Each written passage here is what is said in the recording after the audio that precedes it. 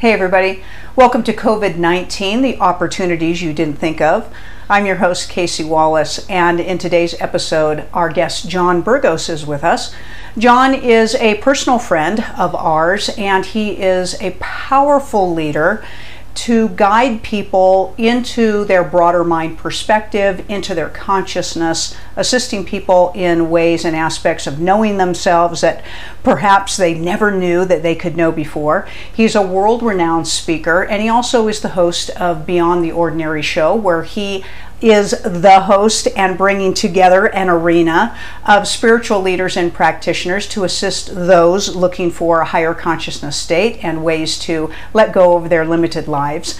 And John is going to be speaking with us today and showcasing his own talents and his own foresight on what is going on here, the opportunities that we all have in front of us, and suggestions and ways for us to get into that space and make this an extraordinary transformational opportunity. Thanks, John, for being with us. Oh, it's so wonderful being here, and thank you for inviting me to share my awareness in this forum. It's powerful what we get to share now. We know there's so much going around this year of 2020, and unlike probably any opportunity in most people's lives, at least this time in this physical life, is this extraordinary energy, one of opportunity of either fear or love. Of course, this show is about the latter and all of the ways that we can take a look at what's going on. And we'd love for you, John, to share with everybody how you're feeling right now. What do you see, in this space? And what are you guided by with your guides and your intuitiveness for the opportunities for everybody to slide into? And that's a great question to ask, because there's so much coming in. There's a lot that's coming in for me personally, as this is leading me to recesses of myself that I haven't really been asked to access quite just yet, not in this particular way. It also leads me to information that I get to receive from my private clients in this community that I hold, which is beautiful, because that community provides a smaller platform, if you will, to tap into empathically what's going on in our collective consciousness as people who show up meeting with a particular resonance energetically in the field. And that allows me even greater access into a collective consciousness of what we're feeling is being ignited through what I'm calling this pervasive opportunity to really tap into unity consciousness. For me, it's about unity consciousness, and it's a phrase that has been spoken about, and I think we all have different interpretations perhaps of what that unity consciousness is, how it's supposed to show up, and what it would mean for the world at large. And the biggest download that I started receiving about this is like, okay, we're at unity consciousness now. We're here. What does that mean, and what's the opportunity? And the unity consciousness mean that everybody was going to be at the same access of receiving information and being with themselves, that it was just going to be smooth sailing for everybody? Or the unity consciousness means something that would allow us to tip the scales into a world that we are wanting to create based on where we are individually now and what we get to contribute to the collective based on our resonance, based on our own intentions, based on that impetus within us that wants to grow forward and lean into something that's bigger than us, but we quite couldn't tap into before for several reasons, including our environmental influences that were kind of pulling us in a direction that felt like it was more control or had an agenda on how it's supposed to evolve. And for me, the energies that are coming up because of this one singular event that's bringing billions of people together around the globe. And if not, we can get into the galactic and the parallel timelines and all that, but let's keep it here for now and keep it grounded. There's billions of people focused on a similar event. What are we bringing to that? And I don't want anybody to get into the interpretation that it has to be perfection, that it has to look a certain way. It's like, how are we going in and having that intimacy within ourselves of those conversations within us that just weren't up for us because we were so distracted somewhere else? What was it about any fear that we have inside of us that's wanting to have a different type of relationship, and how its mastery is served to act as a barometer, a guide for where we're going into? But also, where's our leadership capacities that we have innately within us? And how are we evoking those now to really be in our center and not only serve ourselves, but serve the community at large? It is interesting because, many human embodiments are just in this autopilot mode, and we rely on certain things to be in place, certain things to go in our lives a particular way. And what I find interesting is a lot of times human beings might want to change a couple of areas of their life, but maybe not another couple of areas. And of course we say, well, when you invoke change is going to hit, every aspect of your life. And yeah, you're going to have the opportunity to really showcase who you are authentically. This is, the extreme perceived fear disruption has this extraordinary opportunity to showcase our best stuff, our best features. Sometimes that's the way we finally see, who we really are and what direction, we can go with that. Oh, absolutely. And what happens with that also, Casey, is that as these things start coming in and who we're capable of being, again, shining the spotlight on who we be, not who we're trying to aspire to be. I also want to invite what I've been inviting for myself, for everybody, where as fear comes up or anxiety, even though we don't know where it might be coming from, to really allow those things and be with the fluidity of those emotions. Because as we experience a deeper level that we're capable of it, it doesn't have to run the show for who we be, but something is purging, which is beautiful. Again, it's igniting more of our awareness of who we truly be, rather than being run by something that was influenced from a primal flight or fight response. But it's also taking us deeper into levels of compassion. Because the more that we allow ourselves to feel that and get into the vulnerability and get into, I don't got all of this together. That mask isn't serving me in the way that I held it before. And I have to be with this because there's no avoiding it. And so by taking the time and going deep and allowing those feelings and the energies, not trying to fix them, not trying to use a tool, not trying to overcome them by bringing in a higher frequency or reaching out to other people who can help sustain it and keep it locked in, but really breathing with it and allowing, if you will, that dragon fire breath to come through and out, because it's that primal aspect of us that we've repressed for so long, especially in the society, especially since the masculine has been so repressed over the last few years. It wants to come up and through, and it wants to serve us. But again, our ability to access compassion, because of our ability to feel at even a deeper level, it's creating huge waves of shift in the field. Now, what you said before about going through these purges and having to be with ourselves, and I'm paraphrasing in a big way, I equate it to going on a sugar detox or on a carb detox. That after you eat organic foods, if you all have ever done this, after you've gone on a certain diet, and you can't ingest the processed foods in the same way anymore. They don't taste the same. You actually want to spit it out. You take a bite. You take a bite of fruit or vegetable, and you can feel, you can taste the flavors. We have a sensual, sexual response to what we're taking in that we didn't have before. And I would suggest that we're going through a similar type of detox emotionally now, where we're going to get really in resonance with those things that really serve us, and we're going to feel it, and we're going to taste it like those sugars that don't serve us anymore. Once you take a sugary drink after you detox for 30 days, it's just, you don't want it anymore. It doesn't have the same appeal. And there's a physical response that you receive from it as well as going, that's not good for me. Why would I take that in?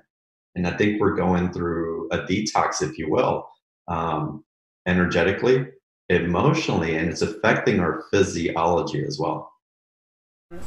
Also, in being a teacher and a spiritual leader and demonstrator of, raising your consciousness, becoming aware, knowing who you are, all of the things that we say we want to do when we get around to it. My life is so busy, and I only have so much time to do this, and I listen to this for about 5 minutes, but then all the rest of my time is distraction. It's interesting how through our calling out that, yeah, we have an intention to do this, when we get around to it, we've caused now the stillness and the downtime and the opportunity. We just plattered up the opportunity for ourselves here, right?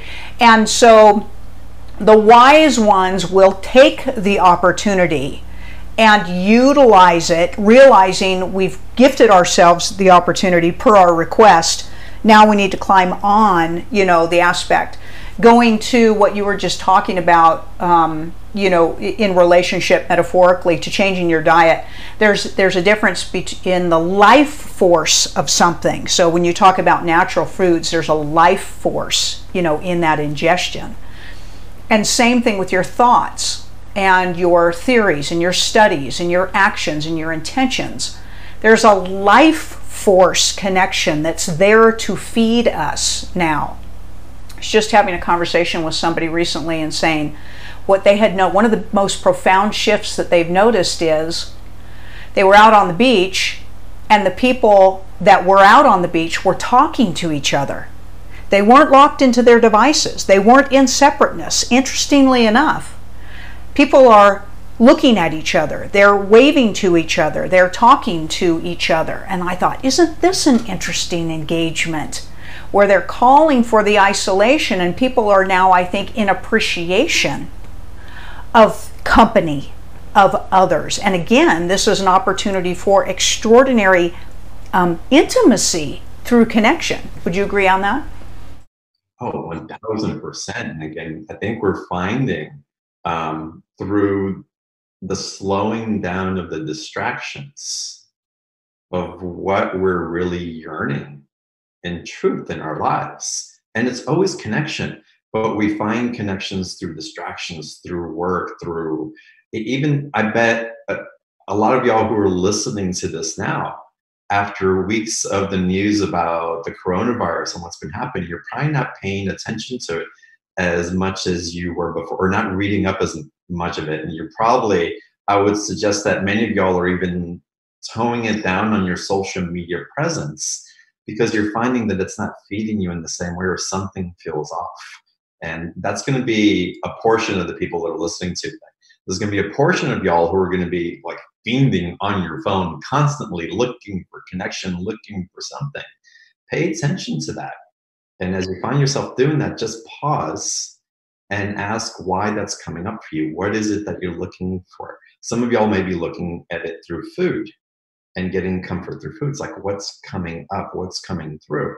And none of it's to be judged. It's to slow down and pay attention, because something inside of us has a wisdom that is looking for connection to others somehow. And so if we pause for a second and take those, make it a habit of taking periodic pauses to find out why we're reaching out in certain ways, it starts to become more clear. And it's part of the detox also. It's part of the emotional components that are coming up that have been so deep that we haven't taken the time or the focus or the intimacy to be with, that it's coming up energetically, and it's kind of fighting for its life. It's fighting to maintain its energy. And it's not that it's going to lose its energy, but it's going to be redirected into that part of you, into that essence of you that knows how to connect more authentically, that is going to look for a connection that feels much more on a soulful level than on a superficial level that doesn't serve us anymore.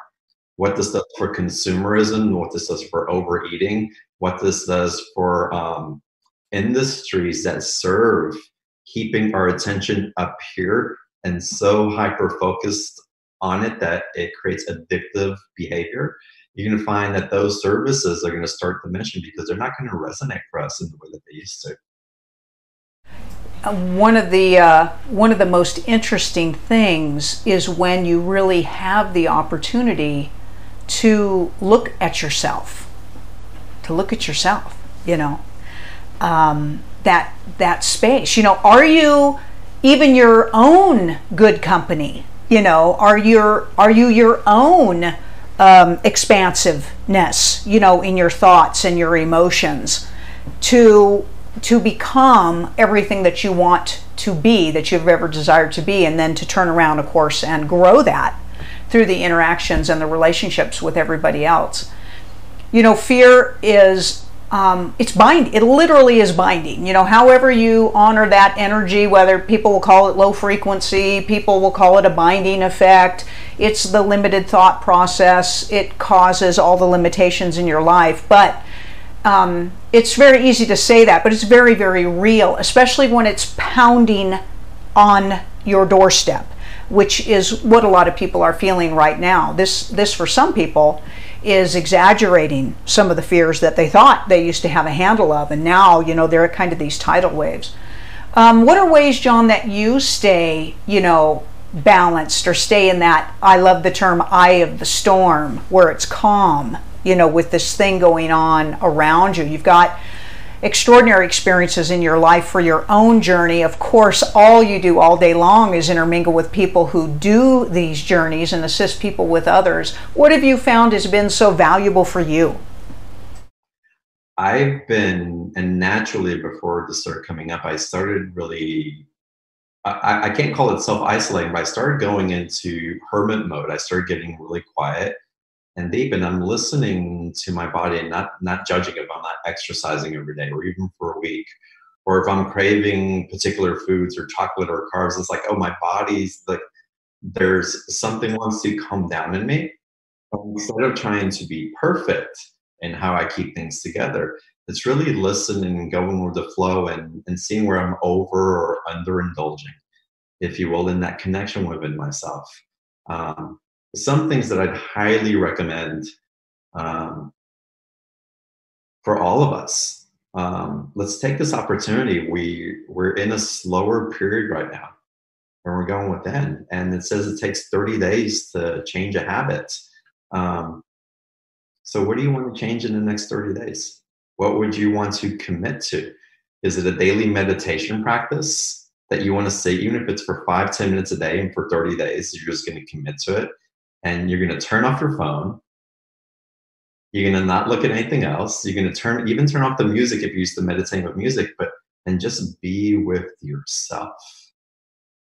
If you can walk out in nature, if you're by the ocean, if there's an ability to follow what the guidance is for the collective, so that we're really being socially responsible according to the standards, but really take time to go for our 30-minute walk alone. It's sacred time within. No phones, no devices, no distractions, trusting that everybody and everything is taken care of while you take that sacred time. And do that for 30 days consistently, no skipping days. That's going to be a huge reset for our bodies. And for those of y'all who feel very connected, you're going to feel even connected even more.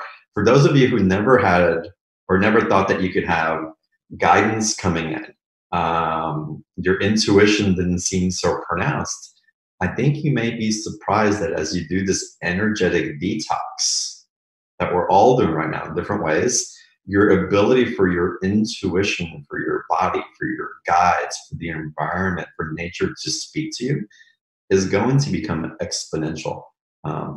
So that would be a practice that I would want to invite all of you all into. And another thing also is to practice compassion and gratitude. And that's a huge one.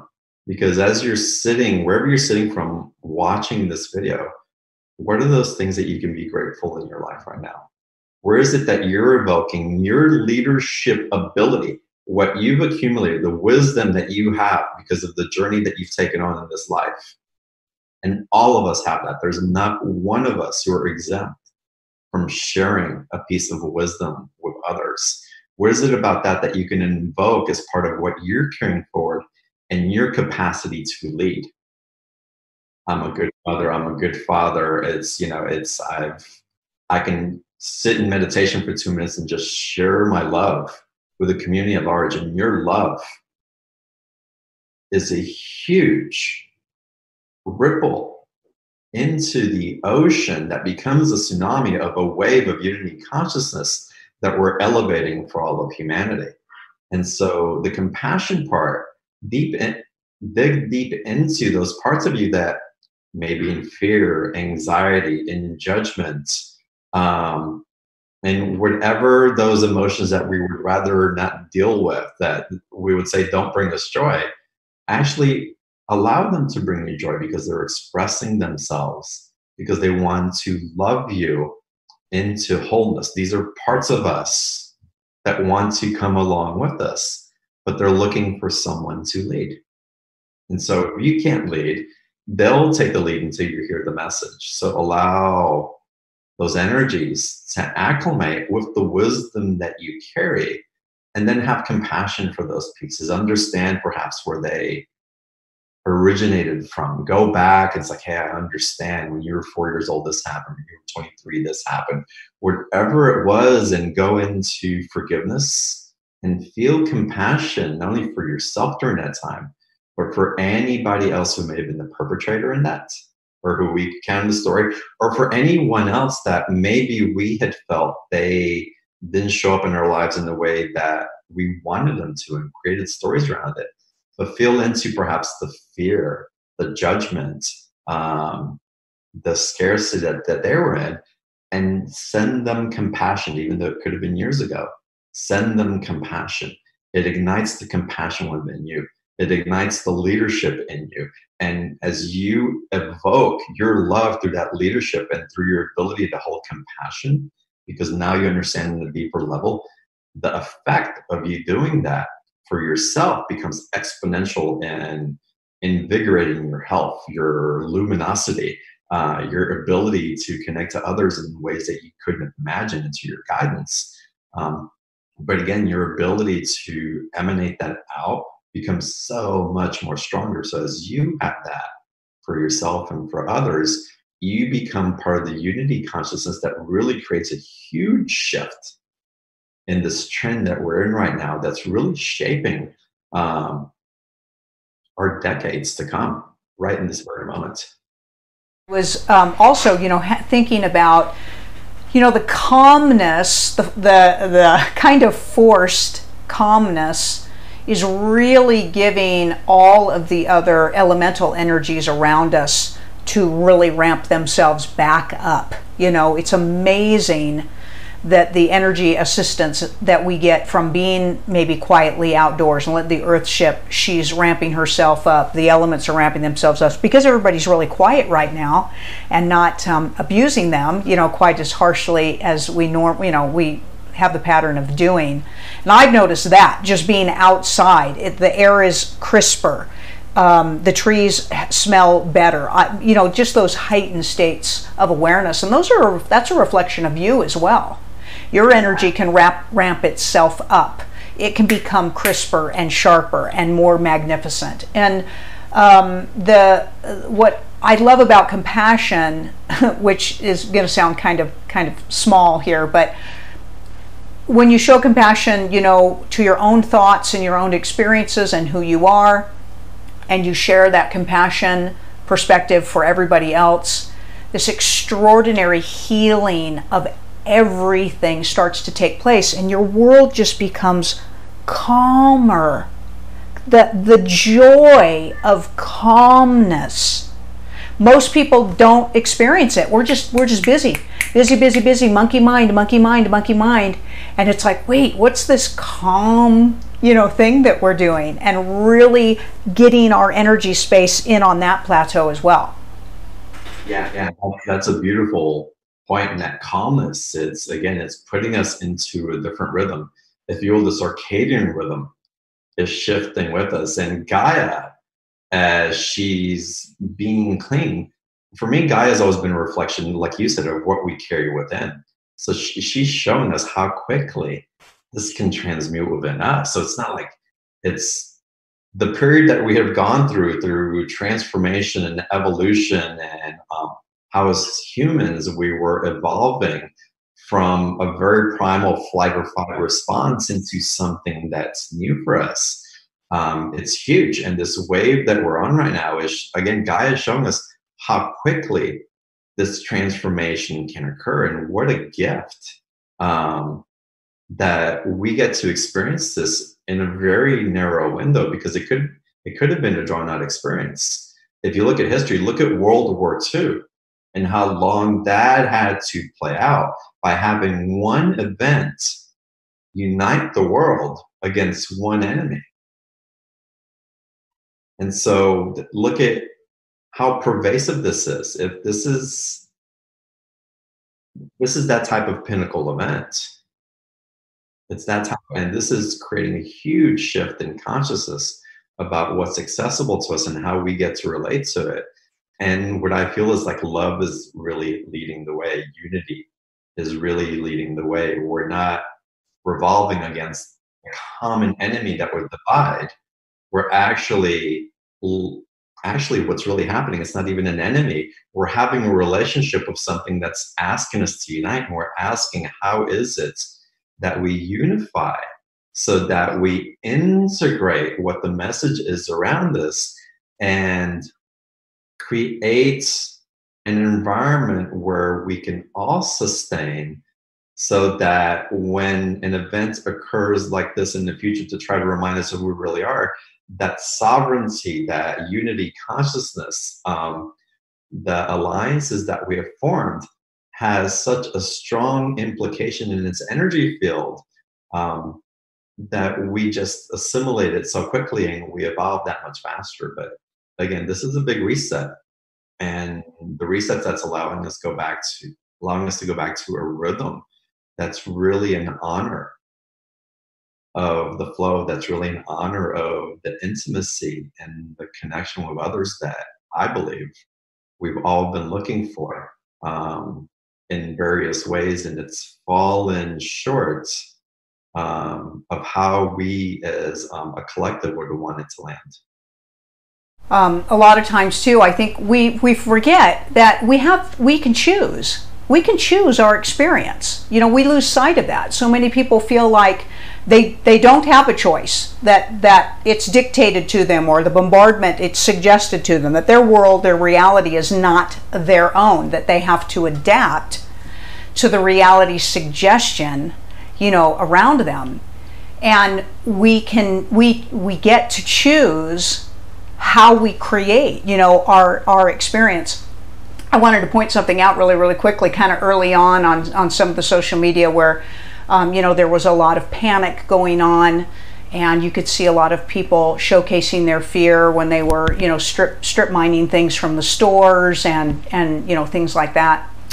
And people were starting to express extreme frustration all the way around the chicken coop in that situation. And I remember a friend of mine that I went to high school with, just kind of on the Facebook thread, he pops on, I won't say his name because I don't have his permission to say so, but he pops on and he says, hey, anybody in the LA or, Irvine area, and you need some help, getting to the store, or if you even need me to go to the store for you, contact me and my wife.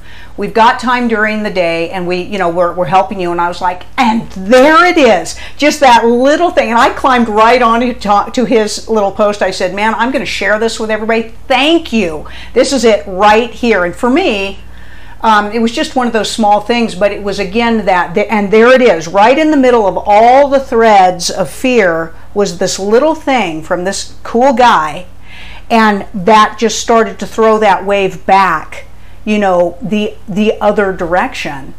and again help us, connect with everybody. So I love, John, your inspirational energies and demonstrations that with wisdom and desire, we can dig into this thing and unleash the power potential of everything that it's providing for us. Absolutely. And I love that you bring that up about your friends sharing also. And I kind of like the timing of it as well. Because what happens is when we're in fear, everybody can tell us all day long, don't be afraid, don't be afraid, don't be afraid. But we're not really, that's not helping us. And so, and by being allowed to be in whatever reaction we're in, if we're not consciously hurting other people, that's necessary. So we can't go in because it feels uncomfortable to try to fix other people. There's this purge is happening for a reason. But what we can do is hold our awareness. That's why I wanted to go into gratitude and compassion, because even though when we feel like we can't do anything, if you can be grateful, knowing that there is something that you hold that's a gift for someone else, that no matter how much scarcity or fear that you may be in, feel into and ask, is someone even more afraid than I am? Do they have a little bit less than I do? And if they do, then I can send them love because I understand where that fear is coming from. I can understand how that scarcity is shown in their life. So let me be of service for 5, 10, 15, 30 minutes a day. Sit in meditation, send compassion out for those people who may be in fear. Not trying to fix them, but hey, I get it. I'm sorry you're going through that, and it hurts and it's scary and it can be doing things, but I'm sending you my love and compassion because I understand. By emanating that out and changing the vibration, now we're not trying to fix fear because you can't fix it. We have to go through our individuated expressions of why they're coming up. And we all have, if there's 7 billion people on this planet, 7 billion different versions of fear that are coming up. And so as those tides purge and cleanse by holding that compassion and gratitude and sharing that out, it only facilitates the luminance of who you are being expanded, because you can't hold fear and hold love at the same time. They're not, there's energy. So you're empowering yourself. So you're taking that victimization, helping other people that may be in it by being in your power. And now you're not feeding, and now you're serving others, but it's serving you at the same time. And that's what's creating that wave of the shift that's happening through a lot of the scared tactics on social media and the news, where people are reacting, where there's a lot of responsible sharing with different intention leading the way because people aren't reacting in the same way. That deep, deep primary source of fear, the roots, isn't being triggered at the same time as we're willing to experience the energetics, the emotionality, the physiological response. And as we choose to experience it, we're like, ooh, hold on a second, this didn't kill me. I'm still here. My world hasn't dissolved. I imagine a worst case scenario and it hasn't happened yet. I wonder what's next. I wonder what else is possible. And as we become more used to having that experience, because we've avoided it for so long, we find out that it doesn't take control over us. It doesn't lead in the same way. And that if you will, higher aspect of ourselves, the wise one, the one that knows I have support, I have wisdom, I've done all these other things in my life that have led me up to here. I've got this.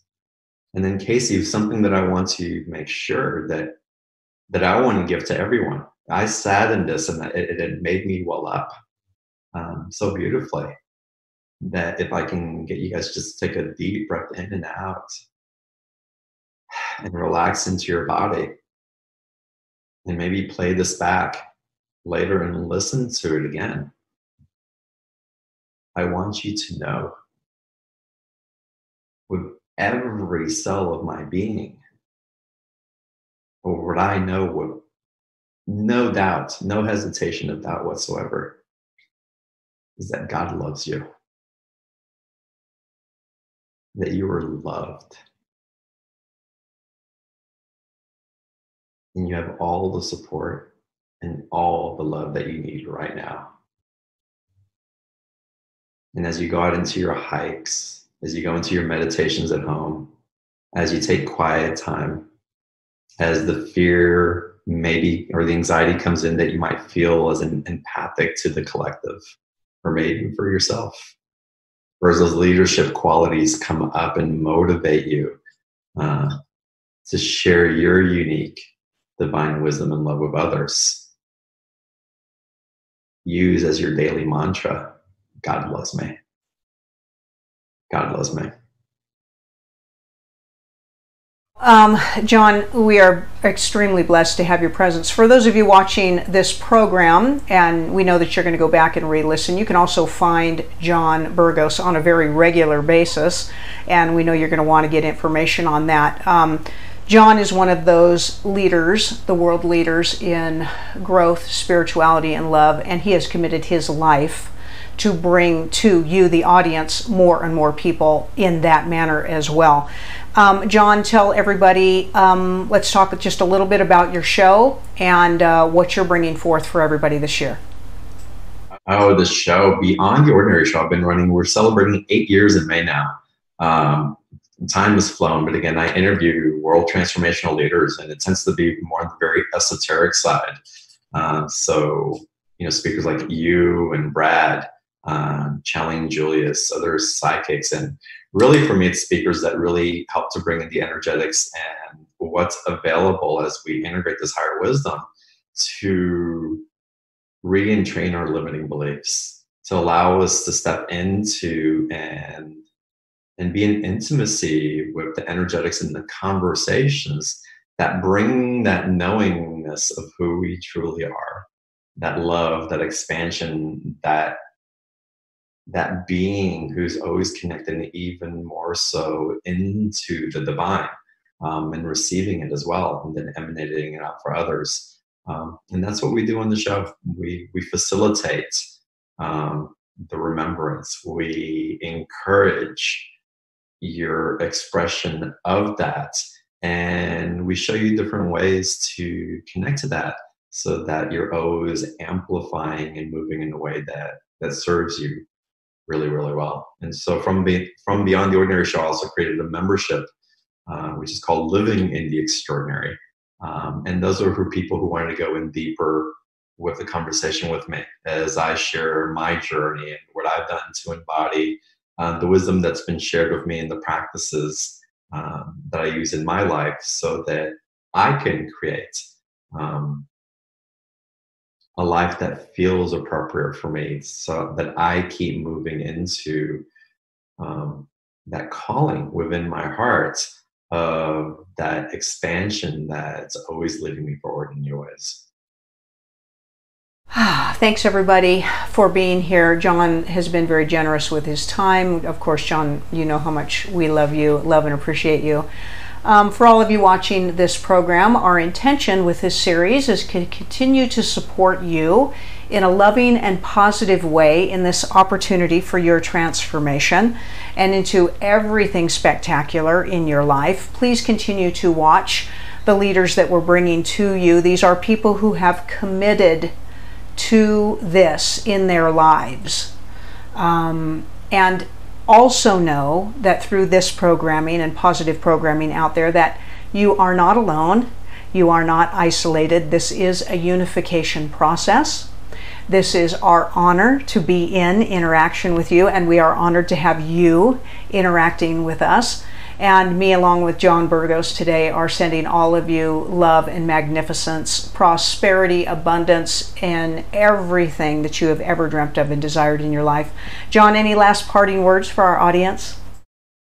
Oh my God, take this opportunity and see how you can have fun with this extra time that you have available. Find joy, express joy, laugh. That's going to be a unifying factor beyond anything that we can try to work ourselves into. Laugh and share your love and enjoy this time.